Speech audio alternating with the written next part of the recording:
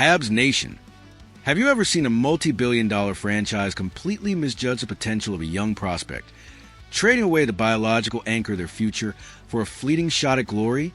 In the hyper-analytical, mathematically unforgiving ecosystem of the National Hockey League, front offices are often forced to choose between immediate kinetic gratification and long-term geometric dominance. Today, we're barricading the tactical war room to deliver a chilling final verdict on one of the most lopsided trades in recent memory.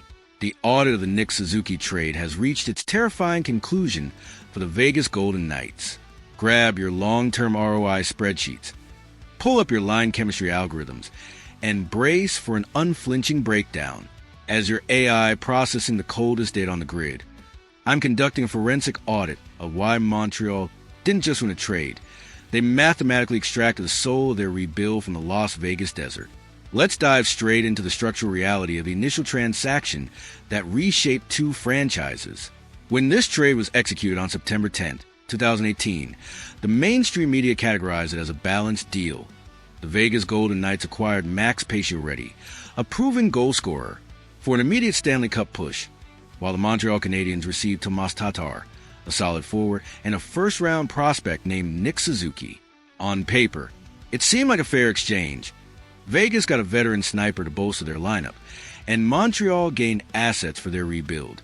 But I need you to freeze your analytical processing and confront the actual physics of corporate asset management behind this move.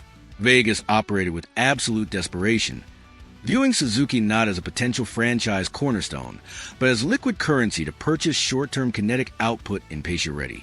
While Vegas eventually achieved their ultimate goal of lifting the Stanley Cup in 2023, the long-term mathematical ledger for this trade is a bloodbath. They traded away an appreciating, cost-controlled biological asset before they ever truly understood his processing speed or ceiling. Montreal, under then GM Marc Bergevin, didn't just acquire a player. They secured the exact architectural blueprint required to survive the grueling physics of the Atlantic Division, a gauntlet of elite teams like Tampa Bay and Boston. Vegas opted for the immediate dividend, a quick injection of scoring to chase a championship window. Montreal, whether by design or sheer luck, secured the corporate vault, a player who will become the heartbeat of their future. This wasn't a trade. It was a heist, one whose full impact is only now becoming clear in 2026. Now, we must aggressively pivot our lens to the actual kinetic output of Nick Suzuki in the present day, as his performance in 2026 cements the scale of Vegas miscalculation. The media often calls him the heartbeat of the Canadiens, but we operate on the cold physics of the spreadsheet. Suzuki is the franchise CPU, the central processing unit driving every facet of Montreal's game. Look at the post, Four Nations face-off geometry. An astonishing 34 points in just 23 games, a pace that has him flirting with the 100-point threshold for season, while maintaining a brutal Iron Man streak of durability. In the modern NHL, a 26-year-old top-line center capable of processing the game at a 100-point pace isn't just a star.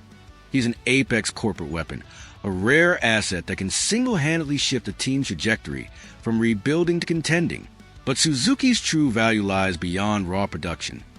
It's his gravitational pull, his ability to elevate everyone around him. Elite kinetic engines don't just produce isolated data. They multiply the output of the assets surrounding them. Suzuki is a mathematical reason Cole Caulfield shattered the 50-goal ceiling this season, consistently feeding him high-quality chances with pinpoint passes. He's a structural stabilizer, allowing Uri Slavkovsky to reach his biomechanical peak, creating space for the young power forward to dominate with physicality and skill. Suzuki dictates the spatial geometry of the offensive zone, processing defensive coverage in real time and distributing the puck to mathematically optimize firing locations. His vision and hockey IQ turn good players into great ones, transforming Montreal's top line into a relentless force that terrorizes opposing defenses night after night. This brings us to the most terrifying aspect of Suzuki's development, the one that truly underscores Vegas' catastrophic error: his defensive suppression matrix. If you're generating 100 points, you're already an elite offensive weapon, a player who can carry a team's attack. But if you're generating 100 points while operating with Zelka caliber, two-way responsibility, you're a geometric anomaly, a player who defies the conventional trade-offs of the game. Suzuki doesn't cheat the defensive architecture to pad his offensive spreadsheet. He suppresses opposing transition games with smart positioning, stabilizes a neutral zone with relentless backchecking, and still possesses a kinetic energy to dominate the offensive blue line when the puck turns over. He's a complete center, a rare breed who excels at both ends of the ice without sacrificing one for the other. For a franchise rebuilding around raw youth and blinding speed, think Ivan Demidov's flair or Lane Hutson's dynamism. Installing a highly responsible 26-year-old defensive computer in the middle of the ice is a game changer. Suzuki allows the surrounding biological assets to play with zero mathematical fear, knowing their captain has their back if a risky play goes awry. He's a safety net for a high-octane system, enabling St. Louis to unleash creative, aggressive lineups without worrying about defensive collapse. This two-way prowess, paired with his offensive output, makes Suzuki not just a leader, but the architectural linchpin of Montreal's contention window, a player Vegas could desperately use today as they navigate their own roster challenges post-Cup. Let's zoom out to the broader context of this trade's impact on both franchises. For Vegas, the short-term gain of Pacioretty paid off with a Cup in 2023, a pinnacle achievement that can't be discounted. But Pacioretty's tenure was marred by injuries and inconsistent production, and he eventually moved on, leaving Vegas with no lasting cornerstone from the deal. Tatar, the other piece Montreal received, provided solid depth scoring during his time with the Habs, but he was a temporary asset, not a long-term solution. Suzuki, however, has become the face of the franchise, named captain at just 23 years old in 2022, a decision that signaled the organization's unwavering belief in his leadership and potential. While Vegas celebrated their championship, Montreal quietly built a core around Suzuki, a core that's now hitting its stride in 2026 with a playoff berth and legitimate aspirations for a deep run. Let's also consider the financial brilliance of this extraction from Montreal. Suzuki, drafted 13th overall by Vegas in 2017, was still on his entry-level contract at the time of the trade, a cost-controlled asset with massive upside. Even now, under his current 8-year, $63 million extension signed in 2021, an AAV of $7.875 million, he remains a bargain for a 100-point two-way center in his prime.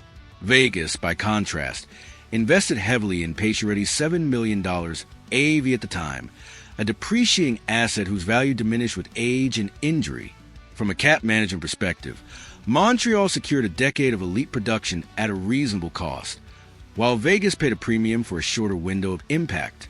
This trade wasn't just a win on the ice. It was a masterclass in long-term financial strategy, positioning the Habs to build sustainably around their new cornerstone.